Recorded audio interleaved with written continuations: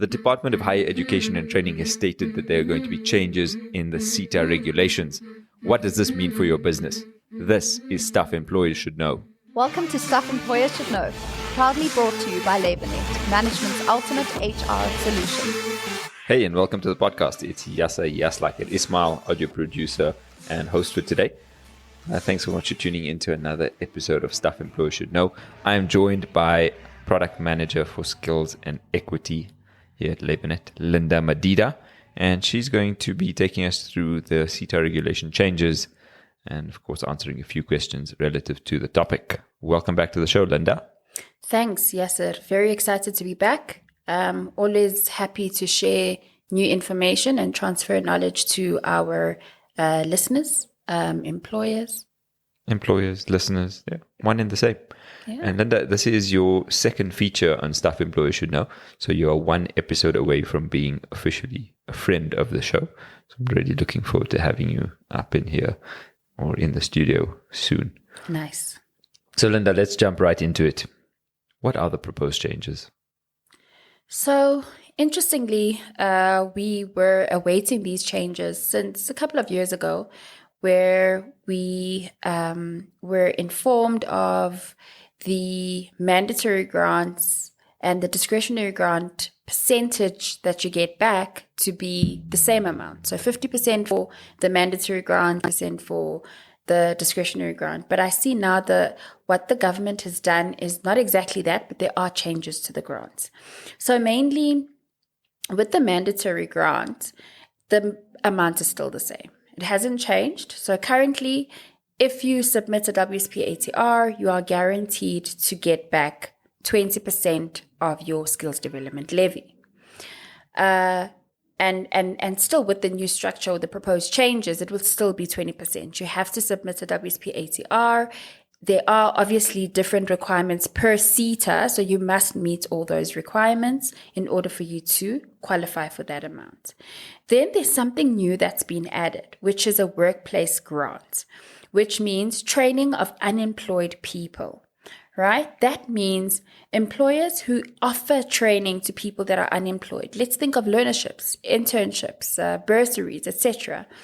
These employers will be awarded 15% of the skills development levy to enable them to upskill unemployed people. And in the past, there wasn't a specific percentage allocated to this.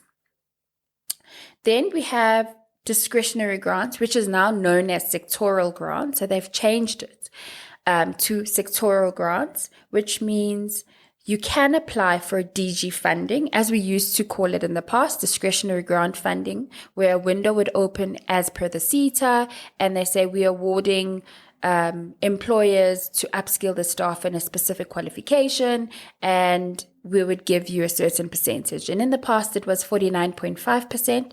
That has now reduced because the funding has to be allocated to new initiatives. And that used to be 49.5%. It's now going to be 34% with the proposed structure. Okay.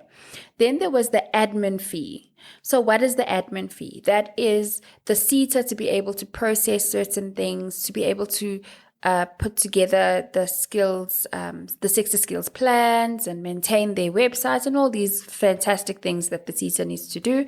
They used to obviously get 10%. That hasn't changed. It is still 10%. Then there's also an allocation to the QCTO. That's training provided to employees to get qualifications within the workplace. So that was 0.5%. It's now increased to 10%. That means, again, encouraging employers to upskill their employees. Then the total amount that you can get back is still 80%. And then there's the allocation to the National Skills Fund. What is the National Skills Fund? Let's think of NSFAS. NSFAS is the National Skills Fund for higher education learners, where they go to a university, you can't afford to pay for your own school fees or whatever the case may be, and you want to do a course in engineering or whatever the case may be. This National Skills Fund amount, which is 20% of the employer's skills development levy, is allocated to the National Skills Fund so that we can upskill people. Again, it must be in line with the sector skills plan. But I know with the National Skills Fund, it also covers training that's not in line with the sector skills plan, but a lot less people get funding if you are not in line with the gaps within the country, right? So let's think of doctors, nurses, engineers. Those are the people that we want to fund, because that's where we have a shortage of. And you think of your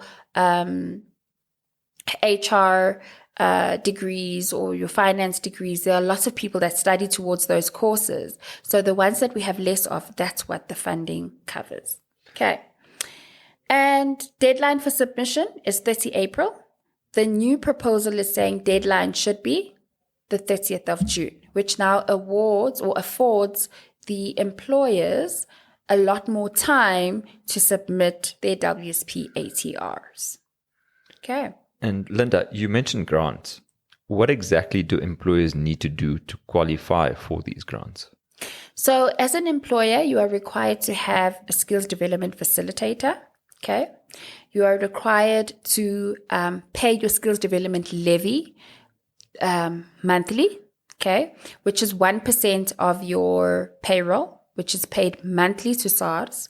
And then if you have more than 50 employees, you need to have a committee. Okay, committee, a forum that goes through planning for training, discusses the training reports, etc. And that's basically what it is. But you must submit, and there are 26 different SETAs, which these SETAs will have their own requirements. So you need to submit your WSP ATR as per the specific SETA requirements. So not one SETA is the same as the other, and that one SETA might require you to only submit proof of training. Other SETAs don't need proof of training. Other SETAs would require you to send proof of consultation. Others don't. So it differs per SETA, but if you submit according to that SETA's requirements, then you can claim back the mandatory grant, which is the 20% that I spoke about.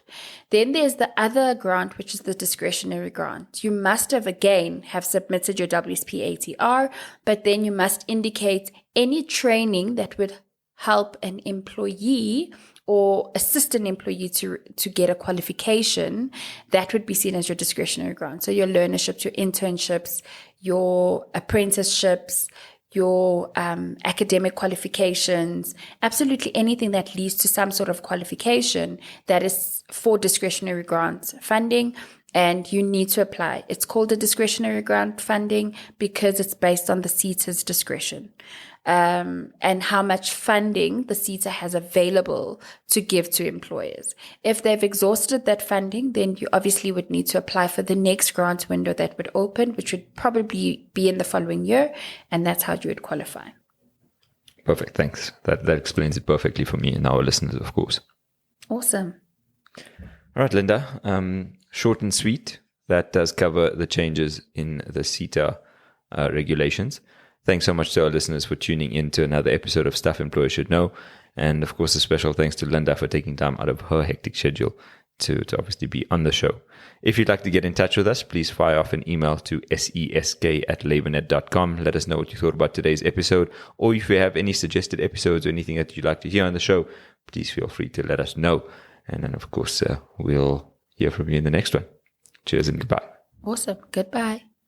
Stuff Employers Should Know was proudly brought to you by LabourNet, management's ultimate HR solution. For more episodes from Stuff Employers Should Know, go to Apple Podcasts, Google Podcasts, or wherever you play your favorite shows.